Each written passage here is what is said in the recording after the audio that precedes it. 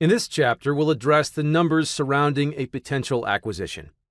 Entire books and entire careers are built around understanding, analyzing, and projecting financial performance. Since we'll be spending one chapter on the topic, my goal is to give a brief overview of how cash flows through a company, understanding what the financial statements are telling you, and how to attach your own value to a company. As an acquisition entrepreneur, you're buying the company for the future, but you'll pay for the past. As a result, the initial goal is for you to understand what the business can afford to be bought for so that you can make an offer you are comfortable with. Did you catch that? Rule number 1 for establishing a purchase price is making sure the business can afford to pay for the business. So much of the first half of this book is focused on you as an entrepreneur, your skill sets, and what you can afford. When it comes time to acquiring a company, sure, you have to come up with the equity infusion, but, as we've discussed, this down payment can be as little as 10%, or less if you're able to close without an SBA loan and negotiate seller financing. Initial review.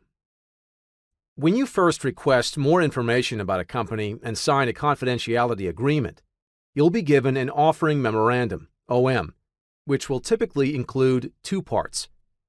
First, a write-up on the business including things like asking price, name, location, product or service offering, number of employees, who they are and their roles, customer overview and concentration, reason for selling, typically a growth plan for moving forward.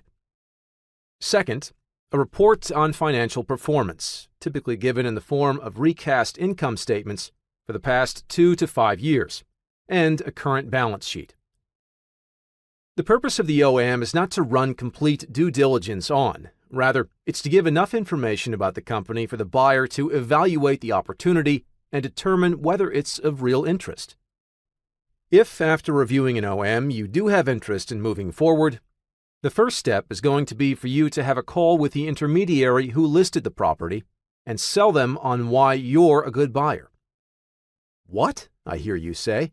Why should I have to sell them? They are the ones who are trying to sell me something. Shouldn't they be selling me? We'll talk about this further in Chapter 8 when we discuss the seller. But for now, let me share that this one attitude shift will take you from a cynical tire kicker looking for excuses not to buy a company to a problem-solving CEO who will be able to execute on your commitment to be an acquisition entrepreneur.